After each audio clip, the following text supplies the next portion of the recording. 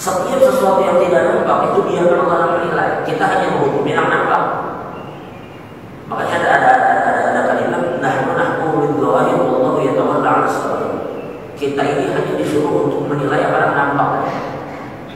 Nang kada nampak serahkan kepada Tuhan. Bila orang itu melakukan maksiat takut,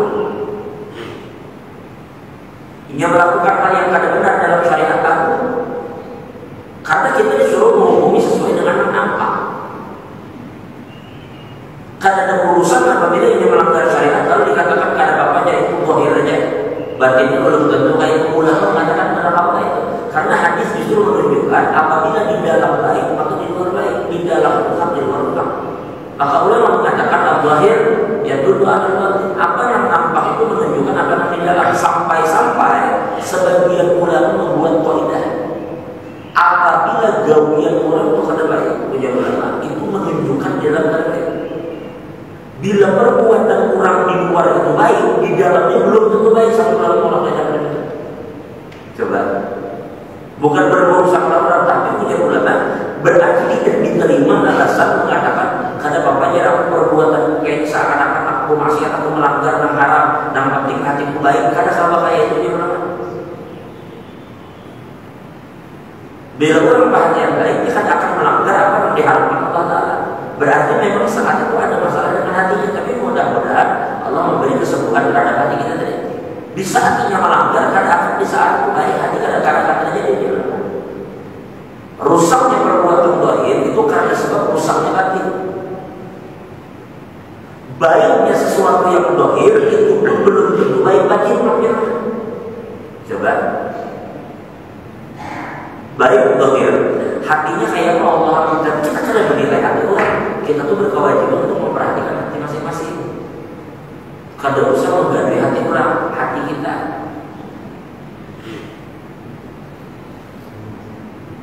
Makanya boleh sekali orang-orang yang ahli syariat itu mengingkari apapun yang bertentangan dengan syariat. Karena kalau diingkari itu mereka melihat ini haram secara syariat, lalu mereka tegur, bukan mau disalahkan. Dan kada boleh orang berlindung dengan kalimat kewalian ketika melakukan apa yang diharamkan. Kada kawa itu. Sekali orang tidak bisa orang menentang orang lain yang membenarkan sesuatu dari kacamata syariat. Misalnya orang menegur kita karena memang apa yang kita lakukan bertentangan dengan syariat. Kadang-kala kita berlindung dengan kalimat kewalian atau mengikuti wali dan seterusnya karena bisa begitu. Karena yang menyuruh orang berhukumkan dengan hukum syariat itu Nabi. Berarti orang yang menilai sesuatu dengan kacamata syariat itu mengikuti Nabi. Dan begitu juga para jamaah, mohon maaf, ketika orang berbicara tentang tasawuf, belum tentu orang tasawuf. Hanya berbicara tentang tasawuf, belum tentu seperti itu. Apapun yang dibicarakan orang,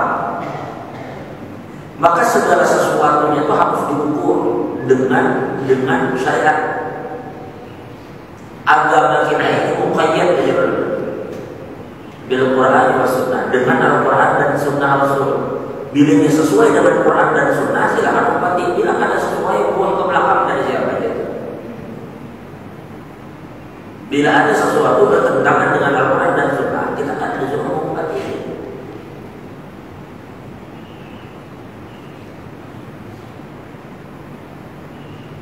Dan jangan salahkan orang apabila menyalahkan sesuatu yang bertentangan dengan Al-Quran dan Sunnah. Karena pengingkarannya itu diakui dalam agama. Pengingkaran orang terhadap sesuatu dengan berlandaskan Al-Quran dan Sunnah itu diakui. Apalagi yang diingkarinya itu sesuatu yang tidak sesuai dengan Quran dan Sunnah. Kalau kita perhatikan ulama-ulama bahari dan datu kita perhatikan ada yang pertama, bila ada orang yang meninggalkan syariat, maka ada urusan, maka direkomendasikan kepada pemimpin saat itu untuk menghukum orang itu dengan hukuman mati kalau jangan ada betul. Karena itu membahayakan yang baik. yang dulu-dulu ketika zaman-zaman kerajaan, apabila ada orang-orang mengajarkan ilmu karena sholat misalnya atau meninggalkan syariat, maka orang itu sudah bertobat. Dia kadang mau bertobat, bila maka dipaksa untuk bertobat, kadang mau juga maka diperangi, bila kadang mau juga maka halal darahnya kurang itu. Maksud halal darahnya maka pemimpin kemudian memutuskan untuk menghukum orang dengan hukuman mati boleh. Karena apa yang diajarkannya membahayakan orang lain, dan itu terjadi pada zaman. Di berbagai kerajaan di Indonesia ini dengan para mufti-mufti mereka yang kemudian memberikan fatwanya, kemudian para khotib memutuskan hukumnya, maka pemerintah kemudian mengeksekusinya. Karena apa yang mereka bawa itu kada sesuai dengan Al-Quran dan Sunnah, itu membahayakan. Coba tiba-tiba sekarang kan aman-aman aja. Nyana kada sembahyang, nyana kada puasa. Nah, kembali kepada ketegasan lembaga-lembaga terkait terkadang terhadap macam-macam itu.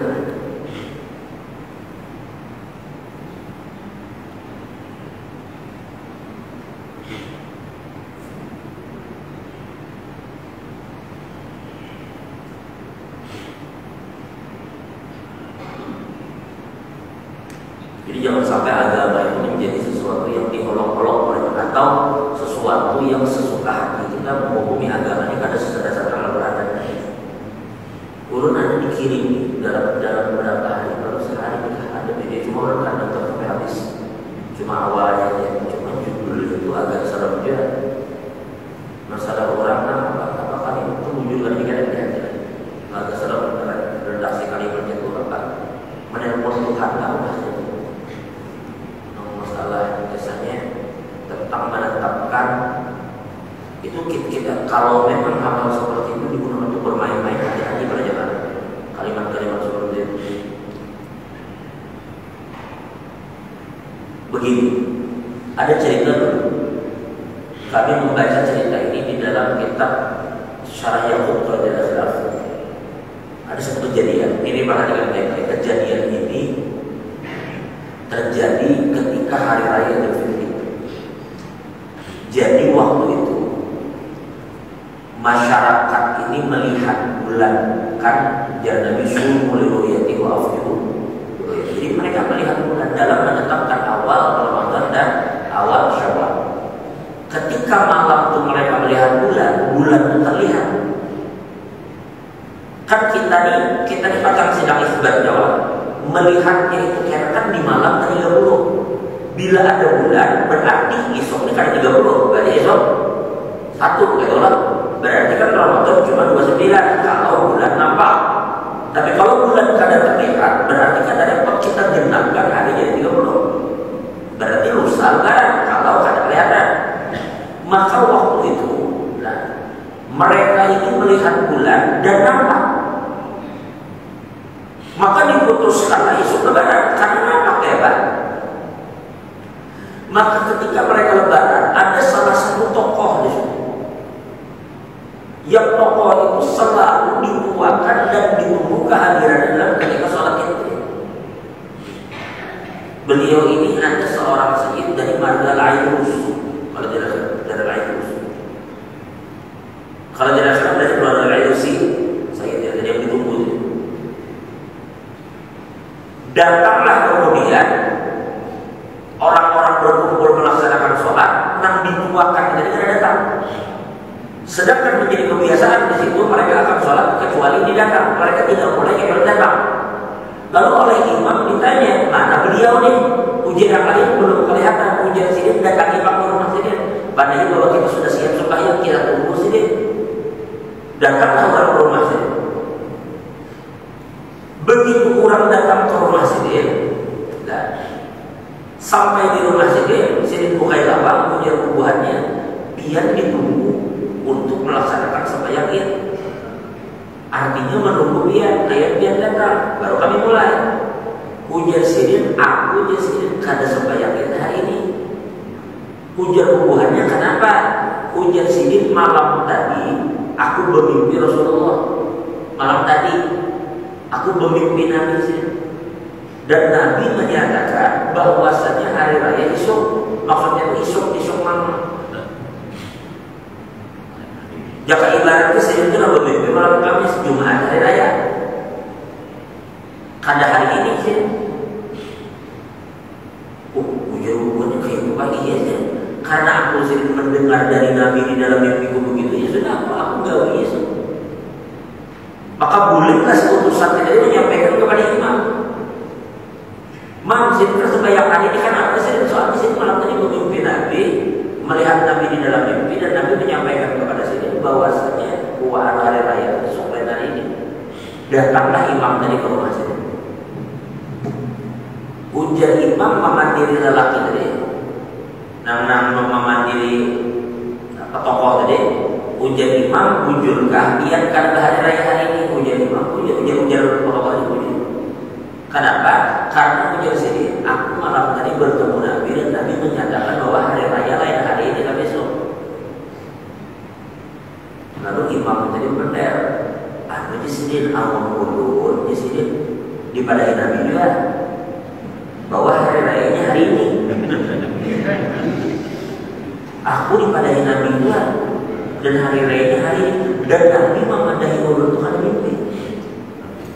Ujar sini, kok bisa? Artinya aku ini dipadahi dalam mimpi, ada income di sini dipadahi dalam mimpi kayak apa kisahnya? Isi aja sini menjadi imam, aku dipadahi Nabi waktu Nabi terjaga karena mimpi. Asli sini bangun memadahi. Kok bisa kayak itu jadi ujar yang si tokoh tadi? Jadi ujar lelaki tadi, aku ujar imam dia minta imam adiknya, ujar imam ulun dipadahi oleh guru ulun. Guru ulun dipadahi gurunya. Guru ulun dari gurunya sampai ke Nabi memandiri sahabat. Ujar Nabi, berpuasalah ketika melihat bulan dan berhari-harilah ketika melihat bulan. Itu Nabi mengucap waktu hidup memandiri ke sahabat.